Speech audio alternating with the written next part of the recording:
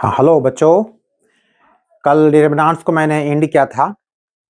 I hope कि आप लोगों को कोई दिक्कत कहीं नहीं हुई होगी। आप लोग देख रहे हैं ग्लैमरस मैथ्स और अभी आपका ये एडिशन चला है क्रैश कोर्स का। क्रैश कोर्स जितने क्वेश्चन मैं बता रहा हूँ इसको अच्छे प्रकार से तैयारी कीजिएगा, तो क्वेश्चन छूटने की संभावना दूर दूर तक नहीं है। मैंने पहले भी कहा है कि 80% क्वेश्चन आपको यहीं से रहेंगे, बाकी 20% आप खुद मेहनत कीजिए।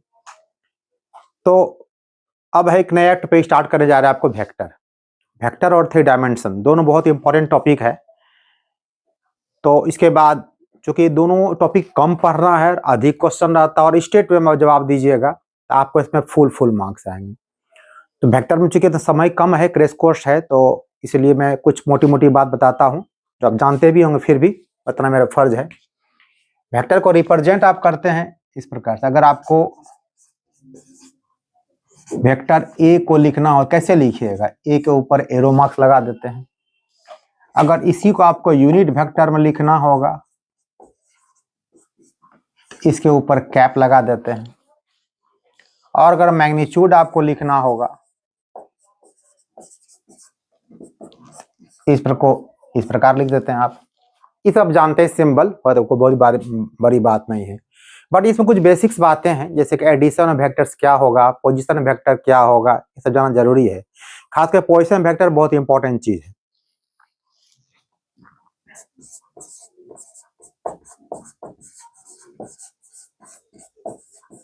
पोजीशन वेक्टर, कोई पॉइंट दिया, उसका पोजीशन वेक्टर निकालना है। सपोज कीजिए, मान लीजिए एक पॉइंट आपको यहाँ पर कोई P दिया हुआ है, आप इसका पोजीशन वेक्टर निकालना है। तो जिसका पोजीशन वेक्टर निकालते हैं, क्या कहीं न कहीं आप एक ऑरिजिन मानना पड़ेगा। और जैसे ऑरिजिन को आप इस P से ज्वाइन करेंगे तो आपका क्या होगा? वेक्टर ए होगा। मतलब आपका वेक्टर OP इक्वल टू क्या होगा? इस प्रकार ऐसे लिख सकते हैं। एक बात ये हो गया। दूसरा है कि सपोज कीजिए कि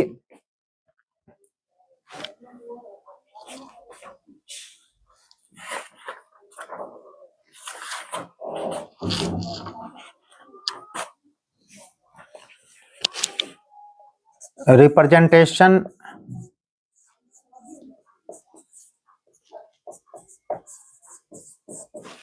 of vectors in terms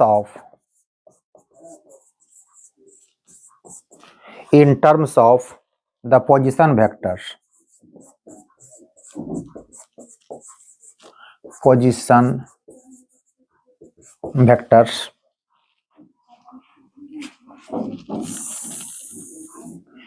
representation of vectors in terms of position vectors of its end points। ये भी पॉइंट जोड़ दीजिए, of its end point। मतलब कि अगर आपको 2 पॉइंट का पोजीशन वेक्टर दिया हुआ है तो आपको वहां से वहां उसका वेक्टर निकालना। समझ लीजिए कि ए और बी 2 पॉइंट का पोजीशन वेक्टर दिया हुआ है, तो आपको वेक्टर ए बी निकालना। कैसे निकालिएगा? ऐसे इस प्रकार समझिए इसको। ये बहुत मार्केबल चीज, याद रखिएगा इस चीज को। सपोज कीजिए कि एक पॉइंट आपका यहाँ पर ए है, जिसका पोजीशन वेक्टर मैंने आपको ए दे दिया, और यह आपको बी है, इसका पोजीशन वेक्टर आपको मैंने बी दे दिया। अब करना क्या है? आपको वेक्टर ए बी निकालना है। तो डायरेक्ट ए बी नहीं निकाल सकते हैं, कैसे निकालिएगा? फिलहाल जान लीजिए, बाद डायरेक्ट निकाल लेंगे हम लोग। तो कहीं न कहीं मैंने क्या कहा, जब पोजीशन वेक्टर के बारे में बात होगी तो कहीं न कहीं आपको एक ऑरिजिन आपको लेना पड़ेगा, इनिशियल पॉइंट लेना पड़ेगा। इसको कहा जाता है इनिशियल पॉइंट, इसको क्या कहा जाता है? Terminating point.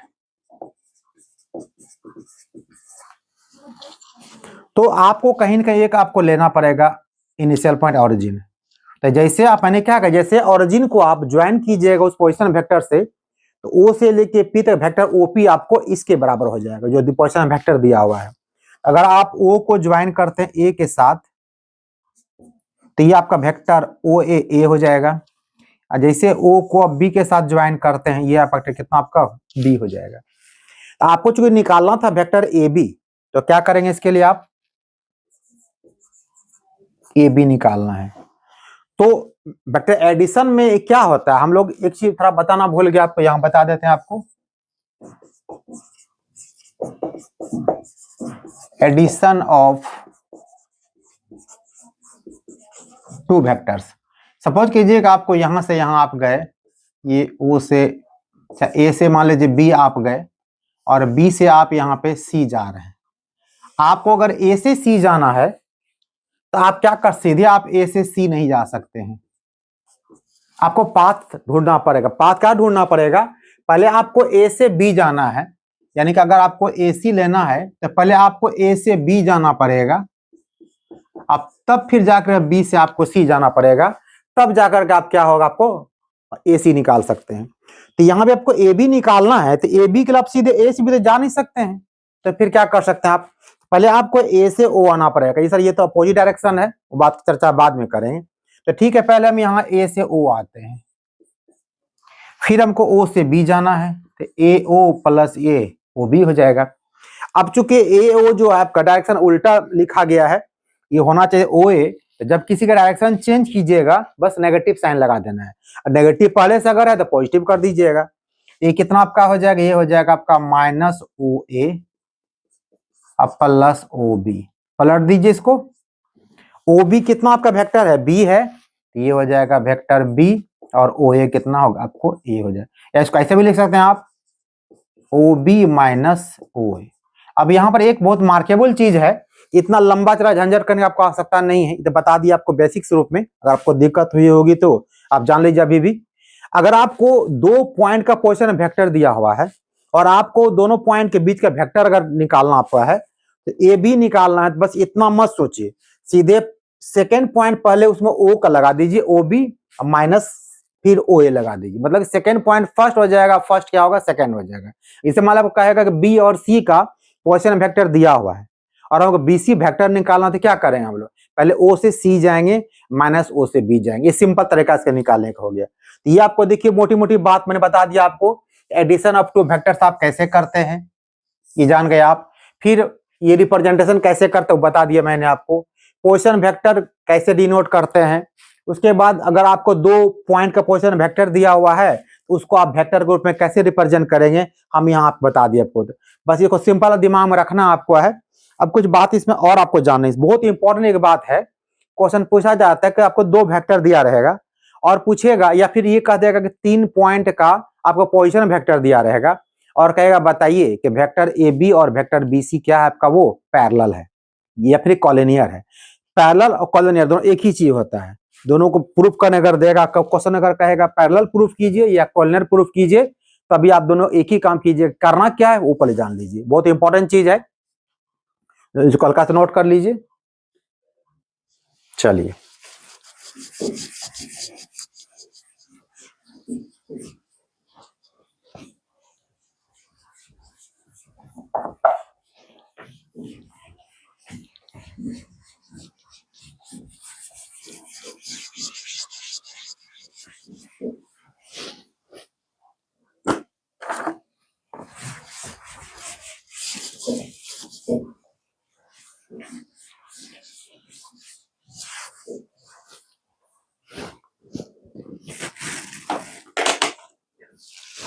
अब नेक्स्ट लेते हैं, इसमें कैसे निकालेंगे कंडीशन।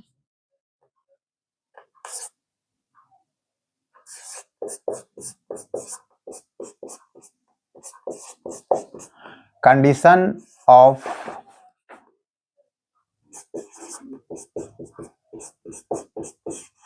बीइंग पैरेलल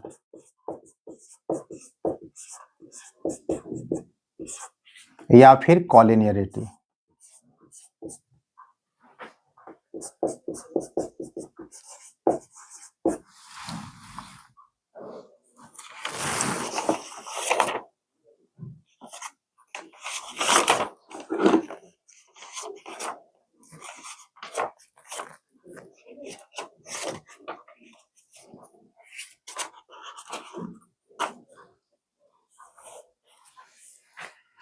ये बहुत इंपॉर्टेंट चीज है, बहुत इंपॉर्टेंट टॉपिक आपका है, इस पर एक क्वेश्चन शॉर्ट आपको पूछेगा। तो पैरेलल पूछे आपको तभी वही बात है, कॉलिनियर पूछेगा आपको तभी आपको वही बात है। तो क्या होता है इसमें वो देखिए, आपको vector A equal to M into vector B, ये आपको फॉर्मूला याद रखना है। तो कोई क्वेश्चन अगर इस फॉर्मेट में अगर आपको आ जाता है तो आप कह देंगे वो वेक्टर आपस में क्या वो पैरेलल, फिर क्या वो कॉलिनियर है। इसमें m क्या होगा, अगर इफ m बी पॉजिटिव, अगर m पॉजिटिव हुआ, ये आपको कोई कांस्टेंट टर्म है, then vector a and vector b in same direction are in same direction.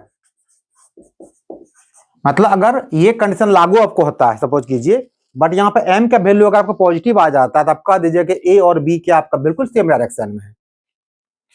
और दूसरा इसी का अपोजिट, अगर m आपका नेगेटिव होता है then vector a and vector b are in opposite direction.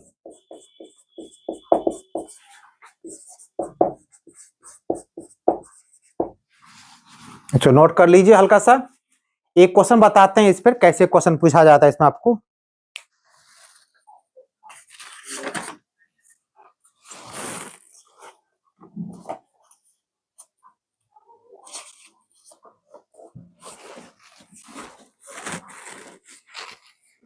Note कर लीजिए इसको, आपको एक एग्जांपल देखिए बताते हैं आपको। ये सबसे इंपॉर्टेंट चीज है, एक क्वेश्चन 2 मार्क्स का पूछा जाता है। फिर आगे भी जब हम डॉट पढ़ेंगे क्रॉस पढ़ेंगे तो फिर पता करेगा कैसे पैरेलल होता है, बट यहां जानना आपको जरूरी है। और m यहाँ पे कोई कांस्टेंट टर्म आपको दिया है, यहाँ पे m की जगह पे कुछ भी कोई भी डिजिट आपको आ सकता है। एग्जांपल क्या आपको रहेगा, सो दैट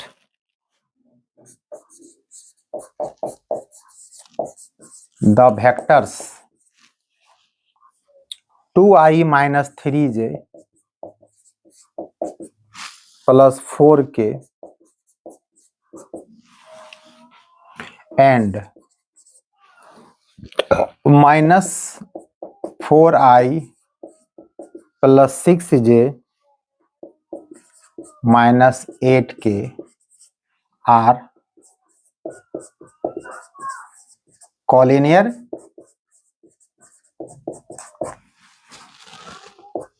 एक क्वेश्चन रहेगा आपको कि शो करना आपका ये दो वेक्टर आपको दिया गया है वो क्या है, कॉलिनियर है या फिर आपको वो क्या है, पैरेलल है, आपको ये प्रूव करना है। तो कैसे प्रूव कीजिएगा इसको, दोनों सेम ही क्वेश्चन है, इससे बता दिए पहले कंडीशन आपको, बस पहले दोनों कुछ मान लीजिए आप। Let vector a equal to 2i minus 3j plus 4k और vector b equal to minus 4i plus 6j minus 8k। ये हो गया आपको। अब यहां पर देखिए, अगर b वाले में से किसी सब कुछ b को लेकर चले a को लेकर चले कोई फर्क नहीं पड़ता उससे। वेक्टर b यहां लेते हैं, अगर हम -2 अगर यहां कॉमन निकाल लेते हैं तो रिजल्ट क्या होगा वो देखिए आप। ये रिजल्ट आपका हो जाएगा 2i minus 3j plus 4k। अब देखिए जो आपको 2i minus 3j plus 4k हो गया वो बिल्कुल देखिए आपको वेक्टर a के बराबर है। ये आप कह सकते हैं यहाँ पर -2 वेक्टर ऑफ a।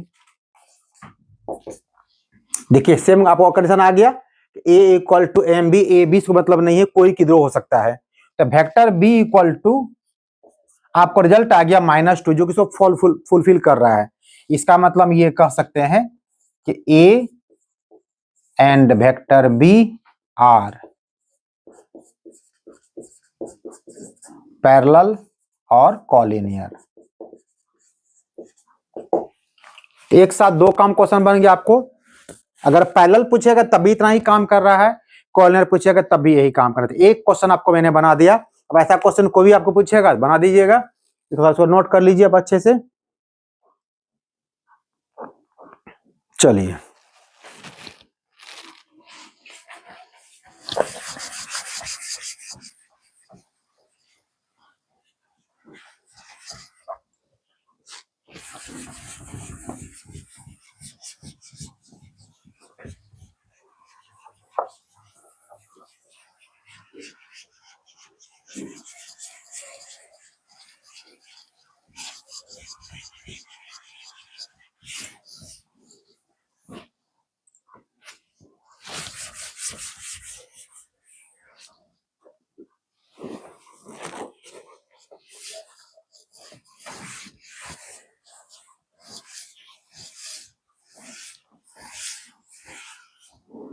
एक बात तो ये हो गई। अब दूसरी बात जो आपको काम का चीज है वो आपका यूनिट वेक्टर।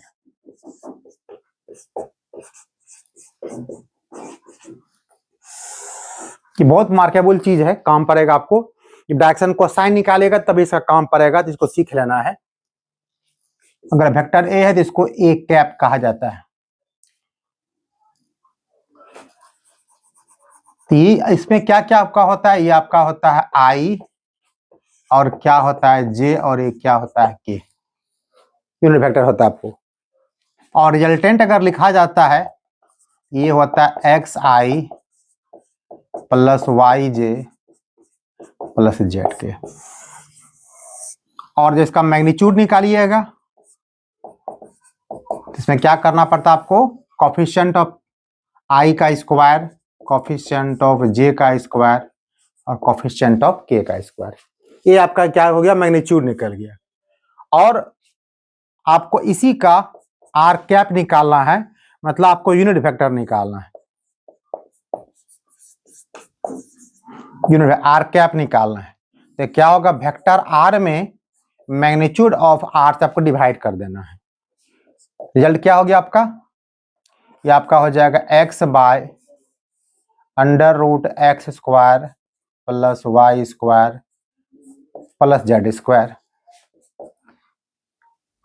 आई, और ये हो गया y by under root x square plus y square plus z square, ये आपका जे हो गया, और z by under root x square plus y square plus z square k हो गया। तो इस प्रकार कोई क्वेश्चन का पूछता है आपको कि किसी का यूनिट वेक्टर निकालिए, आपको इतना ही काम करना है, बस उसका आपको मैग्नीट्यूड निकाल देना है, उसको डिवाइड करेंगे, जो रिजल्ट मेरा आएगा मेरा क्या हो, यूनिट वेक्टर हो जाएगा।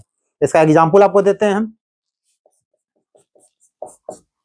For example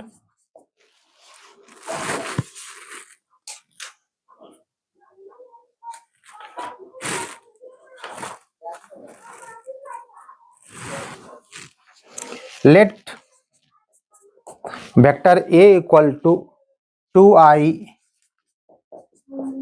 plus 3j plus K, find A cap, मतलब आपको ए का यूनिट वेक्टर निकालना है। तो जस्ट ऊपर बताया आपका है, पहला काम क्या कीजिएगा आप, ए पहला आप ए का मैग्नीट्यूड निकाल लीजिएगा। तो ए का मैग्नीट्यूड निकाल लें, कैसे निकालें बताया आपको, तो आई का कोफिशिएंट का स्क्वायर, जे का कोफिशिएंट का स्क्वायर, के कोफिशिएंट का स्क्वायर रूट लगा देना है। ये आपका होगा 2 का स्क्वायर 3 का स्क्वायर प्लस 1 का स्क्वायर। रिजल्ट क्या हो जाएगा आपको, 9 4 13 प्लस 1 कितना होगा आपको 14। अगर रूट ब्रेक होगा तो रूट ब्रेक कर दीजिएगा, नहीं तो उसको ऐसे छोड़ दीजिए। आपको निकालना है ए कैप। ए कैप का मतलब हो गया ए वेक्टर बाय मैग्नीट्यूड ऑफ ए।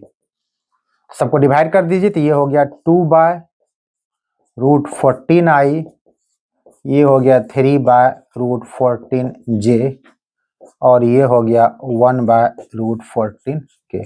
ये आपका रिजल्ट तैयार हो गया। दो क्वेश्चन आपको शॉर्ट तैयार हो गई। एक आप बता दिया आपको हम कि कैसे आप यूनिट वेक्टर निकाल सकते हैं, और कैसे किसी वेक्टर को आप पैरेलल या फिर या क्या आप कॉर्डिनेट प्रूफ कर सकते हैं। इसको नोट कर लीजिए, बहुत ही मार्केबल क्वेश्चन ये भी आपका है। फिर आपको कुछ होमवर्क देंगे आपको बनाने के लिए। चलिए आगे चलें।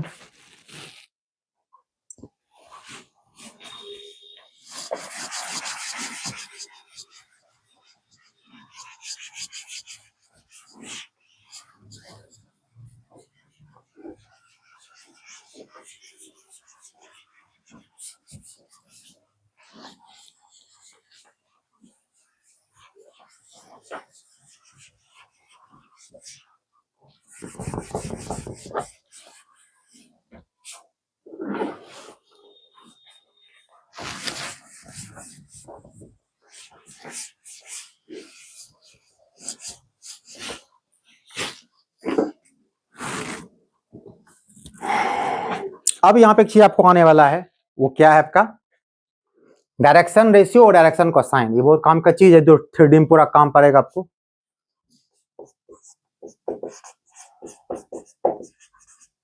Direction ratio and direction cosine.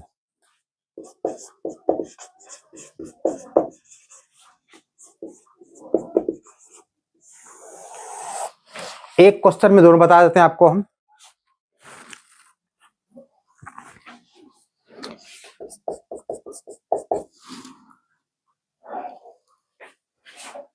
Direction ratio को आप देखिएगा, जनरली ए बी सी चीज लिखा जाता है, और डायरेक्शन कोसाइन को देखिएगा आप एल से, एम से और एन से रिप्रेजेंट किया जाता है, और इसी एल को कॉस अल्फा, कॉस बीटा और कॉस गामा से रिप्रेजेंट किया जाता है। यानी कॉस अल्फा, अल्फा होता है angle with X axis, beta angle with Y axis, gamma angle with Z axis. तो डायरेक्शन कोसाइन को एल एम एन या cos alpha, cos beta, cos gamma से रिप्रेजेंट किया जाता है। और एक फॉर्मूला यहाँ याद रखिएगा, L square plus M square plus N square equal to 1, या फिर इसको कह सकते हैं आप cos square alpha, cos square beta, cos square gamma equal to 1। इसी फॉर्मूला पे एक क्वेश्चन लास्ट ईयर पूछा गया था बोर्ड में, कि जहां आपको दो एंगल दिया गया है, थर्ड एंगल आपको निकालने कहा गया है। तो कैसे निकालेंगे, क्वेश्चन आपको आ रहा है धीरे धीरे। अब बात यहाँ पे direction ratio, direction cosine question बनाएंगे कैसे हम लोग। सपोज कीजिए एक एग्जांपल लेते हैं, let vector A equal to I plus 2j plus 3k। Same question वही ले लिए आपको हम। अब यहां पे पूछेगा आपको find direction ratio and direction cosine. Question कुछ भी हो सकता है, वो आपको घबराना नहीं है, या कुछ भी हो मतलब उससे मतलब नहीं है आपको। तो डायरेक्शन रेशियो, डायरेक्शन कोसाइन कैसे निकालेंगे, देखिए जब क्वेश्चन वेक्टर फॉर्म में जब दिया आपको रहेगा, तब जो कोफिशिएंट ऑफ आई, जे और के होगा वो आपका डायरेक्शन रेशियो हो जाएगा। तो डायरेक्शन रेशियो यहां पर कितना हो गया, डायरेक्शन रेशियो आपका हो गया 1, 2 और कितना 3, यानी जो इसका कोफिशिएंट आई, कोफिशिएंट जे और कोफिशिएंट के, ये डायरेक्शन रेशियो आपका हो जाएगा। अब डायरेक्शन कोसाइन आपको निकालना है तो क्या करना पड़ेगा आपको, पहले सबसे पहला काम आपको ए का मैग्नीट्यूड आपको निकालना है। ये कितना रिजल्ट आपको हो जाएगा, 1 का स्क्वायर, 2 का स्क्वायर, 3 का स्क्वायर, यानी ये हो गया 14। और आपको तब क्या करना, जो पहले बताए, आपको यूनिट वेक्टर निकालना पड़ेगा। तो ए का यूनिट वेक्टर निकाल दीजिए, ए कैप निकाल दीजिए। तो vector a by magnitude of a, तो क्या हो जाएगा, ये 1/√14i plus 2/√14j plus 3/√14k। पिछले क्वेश्चन में इसमें क्या अंतर है बताइए। पिछले क्वेश्चन में यही सेम काम किए थे, वहां क्वेश्चन पूछा था यूनिट वेक्टर क्या कैसे निकालना है, जितना काम कर दिए। बट यहाँ क्वेश्चन पूछा है डायरेक्शन कोसाइन हमको निकालना है। रेशियो तो आप समझ में आपको बात आ गई, जब वेक्टर फॉर्म क्वेश्चन पहले से दिया हुआ है, जो कोफिशिएंट ऑफ आई जे के होगा वह आपका क्या हो जाएगा, डायरेक्शन रेशियो हो जाएगा। लेकिन जब इसको कन्वर्ट करके हम लोग ए कैप यानी यूनिट वेक्टर में ले जाएंगे, तब जो यहाँ पर आई जे के का जो कोफिशिएंट वो डायरेक्शन कोसाइन आपका हो जाएगा। आप क्या कह सकते हैं, हियर 1/√14, 2/√14, 3/√14, ये आपका क्या हो गया, डायरेक्शन कोसाइन हो गया। तो तीसरा क्वेश्चन सॉल्व आपका हो गया। पहला मैंने बताया कि आपको कि पैरेलल कैसे होगा, कॉलिनियर कैसे होगा। दूसरा बताया मैंने कि किसी वेक्टर का आपको यूनिट वेक्टर निकालना है, कैसे निकालेंगे। तीसरा बताया मैंने आपको अगर आपको कोई वेक्टर दिया हुआ है तो डायरेक्शन रेशियो, डायरेक्शन कोसाइन कैसे निकालेंगे, ये मैंने आपको बता दिया। अब अगर आपको 2 पॉइंट का पोजीशन वेक्टर दिया हुआ है, या कोई 2 पॉइंट आपको दिया हुआ है, उसका वेक्टर दिया आपको है, तो फिर उसका आप डिस्टेंस आप कैसे निकालेंगे। आप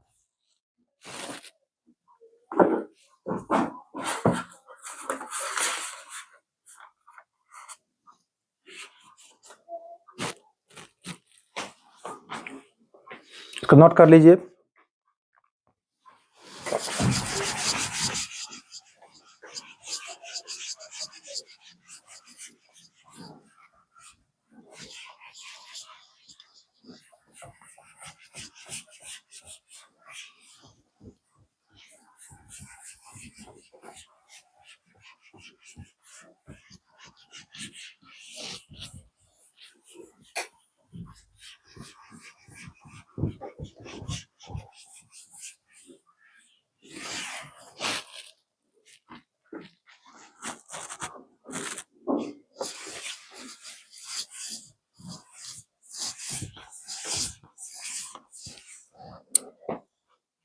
इसको एक क्वेश्चन के माध्यम से देखते हैं कैसे क्वेश्चन लेंगे। क्वेश्चन आपको रहेगा if vector OP equal to 2i plus 3j 2i plus 3j minus k and vector OQ equal to 3i minus 4j plus 2k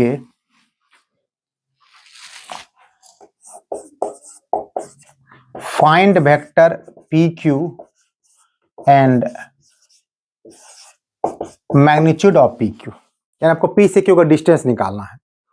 तो कैसे निकालेंगे? आपको PQ निकालना है।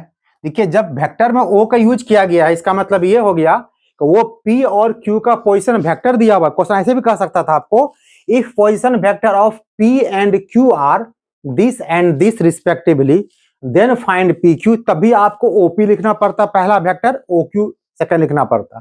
तो पहला काम हम लोग यहाँ पर क्या करेंगे, पहले हम लोग PQ निकालेंगे। तो मैंने क्या कहा, अगर पोजीशन वेक्टर दिया हुआ PQ निकालना है तो जो पॉइंट लास्ट में वो पहले आ जाए, यानी कि आपका हो जाएगा OQ और माइनस से आपका हो जाएगा OP। तो OQ में से OP को माइनस कर दीजिए आप, कितना रिजल्ट आपको ये आपका हो जाएगा, ये होगा आपका I माइनस हो जाएगा 7j और ये हो जाएगा आपका 3k।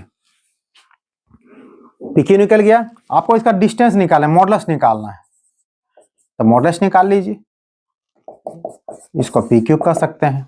तो मॉडुलस कैसे निकालें बताएं, अंडर रूट कर देना है, कोफिशिएंट ऑफ I का स्क्वायर, कोफिशिएंट ऑफ J का स्क्वायर और कोफिशिएंट ऑफ K का स्क्वायर। रिजल्ट कितना आपका हो गया, ये हो गया 1 प्लस 49 प्लस कितना हो गया 9, जोड़ दीजिए 59, यानी कितना रिजल्ट आपका ये हो गया 59 हो गया। अगर डायरेक्शन कोसाइन पूछता हमको, डायरेक्शन कोसाइन निकालिए, तो क्या करते हैं हम लोग, ये वेक्टर PQ को इससे हम डिवाइड कर देते, तो 1/√59 माइनस 7/59, इसमें क्वेश्चन हम जोड़ देते हैं। Also find direction ratio and direction cosine of vector PQ। मान लीजिए क्वेश्चन बढ़ा दिया गया आपको कि इस वेक्टर का डायरेक्शन रेशियो डायरेक्शन कोसाइन निकालना है। हमने कहा कि जिसका डायरेक्शन रेशियो निकालना है बस कुछ नहीं करना, जो coefficient of I J K होगा वो डायरेक्शन रेशियो आपका हो जाएगा। मतलब यहां पर आप कह सकते हैं हियर डायरेक्शन रेशियो कितना हो जाएगा आपको, coefficient of I J K कितना है, I कोफिशिएंट 1 है, J कोफिशिएंट -7 है, K कोफिशिएंट 3, आपका डायरेक्शन रेशियो हो गया।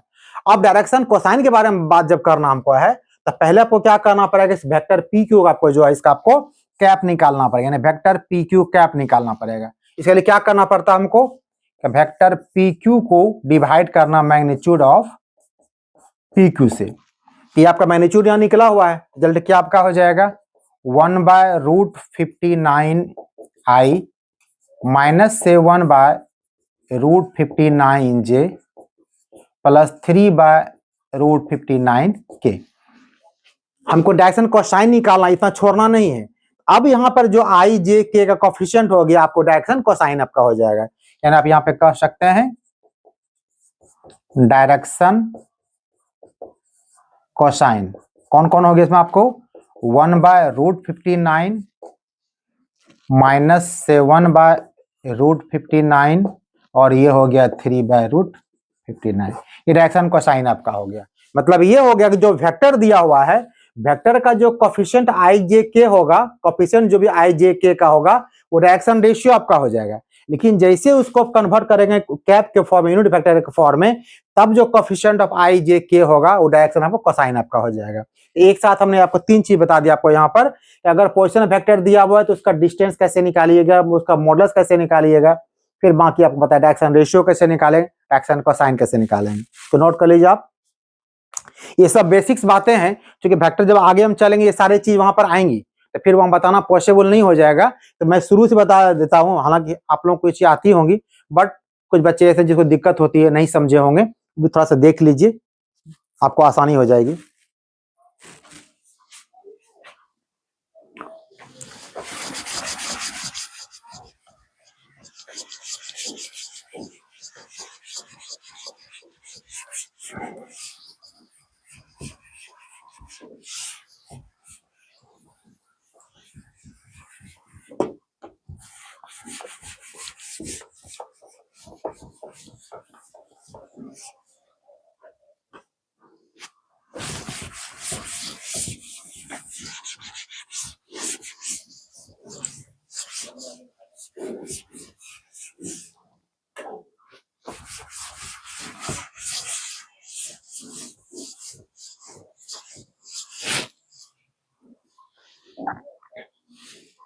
अब कुछ क्वेश्चन इस टाइप का लिया जाए।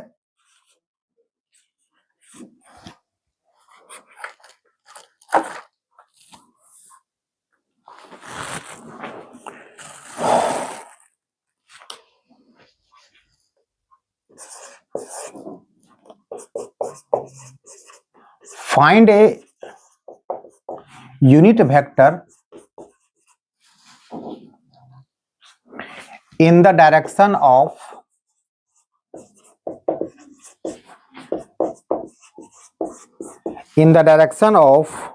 the resultant of vector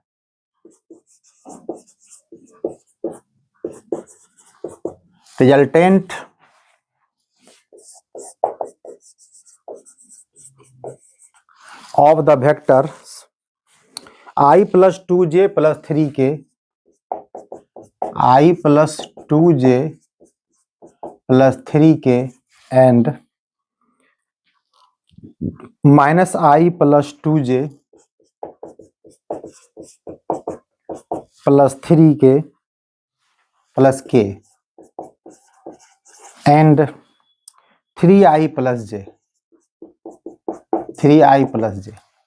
question same वही है, आपको निकालना, यूनिट वेक्टर निकालना है। तो जैसे ये वर्ड पढ़िए क्वेश्चन में, सीधा से बुझिएगा, जिसका यूनिट वेक्टर निकालना है, पहले एक सिंगल वेक्टर हमको चाहिए। तो किसका निकालना यूनिट वेक्टर निकालना हमको, तो क्वेश्चन कहा गया the resultant of the vectors, ये 3 वेक्टर आपको दिए हुए हैं, इसका रिजल्टेंट तीनों क्या करना पड़ेगा, आपको प्लस करना पड़ेगा। कर लीजिए इसको, मान लीजिए इसको आप सी मान लेते हैं, ये वेक्टर दिया उसको सी मान लिया आप, तीनों को प्लस कर दीजिए।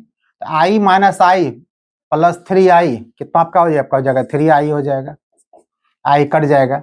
2j plus 2j 4j plus आपको वहां पर दिया हुआ है j, ये आपका होगा 4 + 1 5j हो जाएगा, 5j हो गया। और 3k प्लस k 4k, उधर k नहीं है छोड़ दीजिए, नहीं है 4k, ये आपने वेक्टर c निकाल लिया। अब इसका हमको यूनिट वेक्टर निकालना हमको है, तो क्या हो जाएगा आपको, इसका पहले आप मैग्नीट्यूड निकाल लीजिए।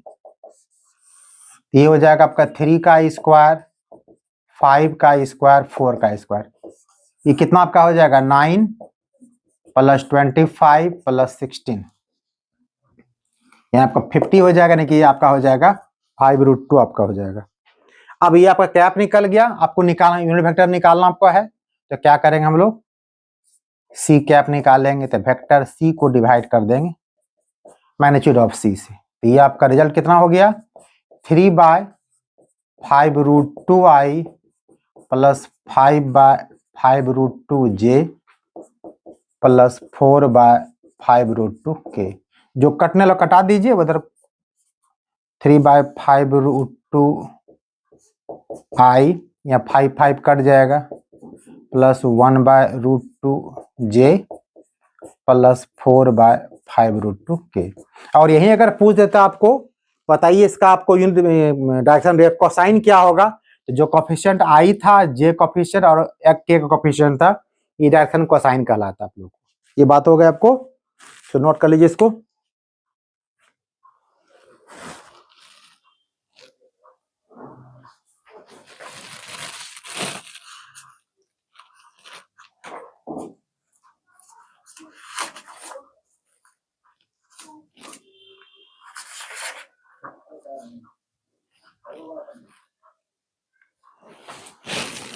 चलिए एक और क्वेश्चन लेते हैं।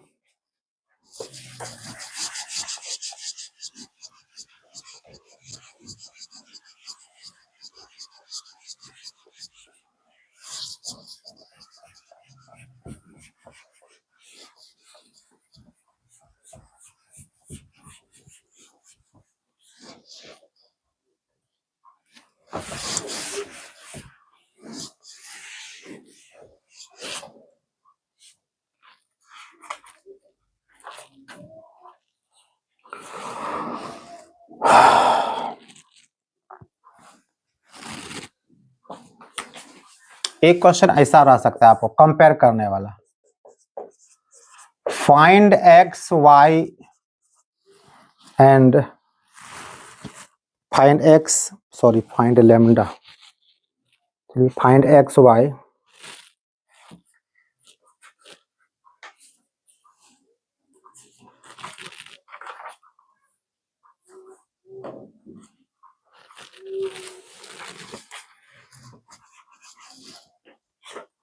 पहले ये क्वेश्चन देखिए, find lambda such that X I plus J plus 2k plus Y 3i minus 3j plus k plus Z minus 4i plus 5j equal to lambda X I plus Y J plus Z K. ऐसा question आपको दिया हुआ है और यहाँ पूछा है कि आपको कि लैम्डा का वैल्यू निकालना है। देखिए सबसे पहली बात है, आप यहाँ पर क्या कि इक्वल साइन दिया हुआ। इक्वल का मतलब ये हो गया दो इक्वल वेक्टर दिए हुए हैं।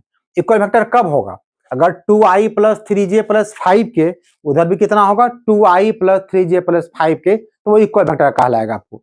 तो यहाँ पर इक्वल साइन देने का मतलब वेक्टर इक्वल दिया हुआ है, इसका जब इक्वल वेक्टर होगा इसका मतलब कोफिशिएंट ऑफ i का जो यहाँ और यहाँ बिल्कुल क्या कोफिशिएंट सेम होना चाहिए।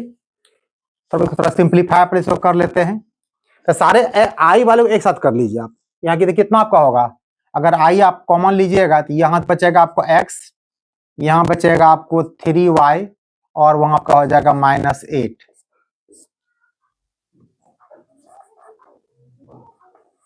-4z माइनस ये आपका z है, ये z है -4z, ये आपको इतना i हो गया। फिर j के बारे में बात कीजिएगा, j के लिए आपको यहाँ पर xj, तो x यहाँ हो गया या -3y हो जाएगा और यहाँ आपका होगा +5z। फिर k के लिए आप लीजिएगा, ये आपका j हो गया। k के बारे में बात कीजिए, कितना आपका हो जाएगा 2x हो जाएगा, ये यहाँ आपको +y हो जाएगा। इधर k आपको है ही नहीं, इतना ही छोड़ दीजिए आप, ये कितना आपका k हो गया। और ये आपको लैम्डा, इसको मल्टीप्लाई कर दीजिए, ये हो जाएगा लैम्डा एक्स आई lambda Y J plus lambda Z के। अब देखिए यहाँ भी आई जे के, वहां भी आई जे के है, इक्वल टू के साइन दिया हुआ है, इसका मतलब कोफिशिएंट ऑफ आई और जे और के इक्वल हो जाएगा। मतलब ये हो गया कि x plus 3y minus 4z equal to आपको लैम्डा x एक इक्वेशन, फिर x minus 3y plus 5z equal to lambda Y, और तीसरा आपको हो गया twice X plus Y equal to lambda Z. अब यहाँ कंपेयर करना, आपको कंपेयर करके आपको निकाल लेना है। तो पहला काम क्या कीजिए, क्योंकि एक्स दो जगह, इसको एक साइड ले आइए। इधर एक्स आएगा तो क्या होगा, ये हो जाएगा 1 minus lambda plus 3y minus 4z equal to 0। इसको फर्स्ट मान लीजिए। ये भी आपका हो जाएगा x minus 3y minus lambda Y, minus का मतलब कितना हो जाएगा 3 plus lambda into Y plus 5z equal to 0, और ये आपका होगा 2x plus Y minus lambda Z equal to 0। अब तीन इक्वेशन दिया हुआ है, पहले दो को पहले सॉल्व कर लीजिए, फिर क्या कीजिएगा तीसरे मान डाल दीजिएगा, आपका पता चल जाएगा। पहले सॉल्व करके देखते हैं इसको हम लोग। लेमडा की वैल्यू निकालना हमको है, तो पहले फर्स्ट और सेकंड को यहाँ पे हम वैल्यू से निकालते हैं, एक्स और Y.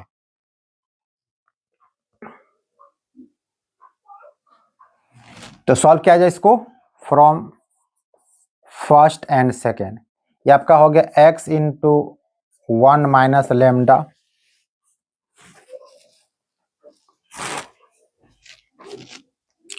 Plus 3y minus 4z equal to 0। यहाँ आपका हो गया ये x, ये minus 3 plus lambda y plus 5z equal to, पहले इसको सॉल्व करें। तो यहाँ से आप क्या करेंगे, x कटाइए, फिर क्या आपका y निकल जाएगा आपको।